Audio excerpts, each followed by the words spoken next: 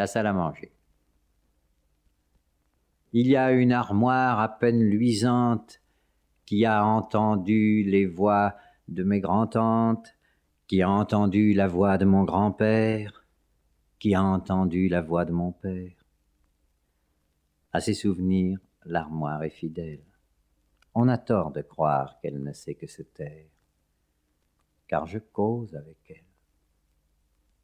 Il y a aussi un coucou en bois.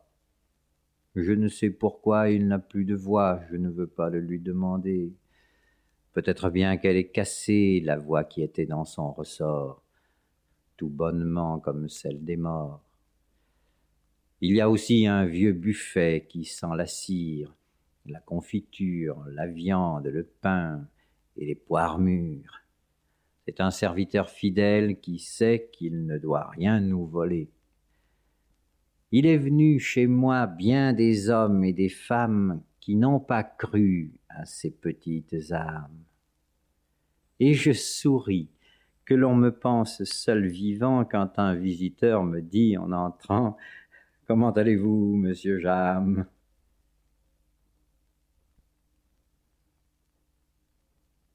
Ce pays à la fraîcheur molle des bords des eaux.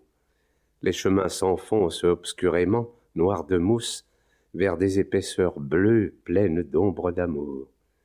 Le ciel est trop petit sur des arbres trop hauts. C'est ici que je viens promener ma tristesse chez des amis, et que lentement, au soleil, le long des fleurs, je m'adoucis et je me traîne. Ils s'inquiètent de mon cœur et de sa peine, et je ne sais pas trop ce qu'il faut leur répondre.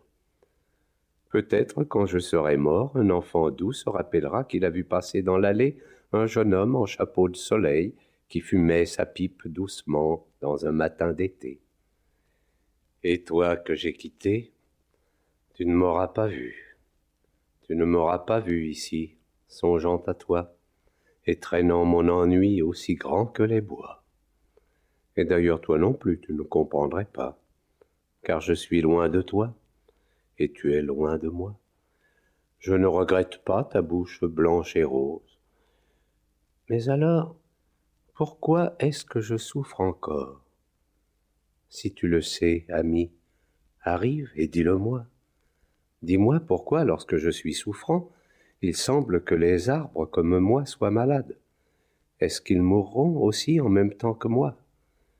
Est-ce que le ciel mourra? Est-ce que tu mourras? Le village à midi. La mouche d'or bourdonne entre les cornes des bœufs. Nous irons, si tu le veux, dans la campagne monotone. Entends le coq, entends la cloche, entends le paon, entends là-bas, l'âne. L'hirondelle noire plane. Les peupliers au loin s'en vont comme un ruban. Le puits rongé de mousse, écoute sa poulie qui grince encore, car la fille aux cheveux d'or tient le vieux seau tout noir d'où l'argent tombe en pluie. La fillette s'en va d'un pas qui fait pencher sur sa tête d'or la cruche, sa tête comme une ruche qui se mêle au soleil sous les fleurs du péché. Et dans le bourg, voici que les toits noircis lancent au ciel bleu des flocons bleus, et les arbres paresseux, à l'horizon qui vibre à peine, se balancent.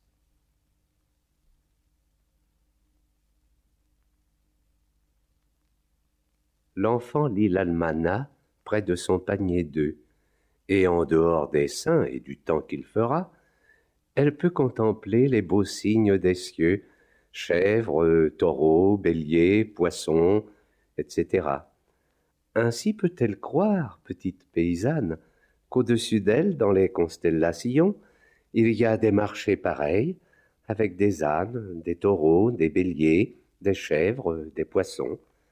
C'est le marché du ciel, sans doute, qu'elle lit, et quand la page tourne au signe des balances, elle se dit qu'au ciel, comme à l'épicerie, Nous espérons que vous avez apprécié cet aperçu.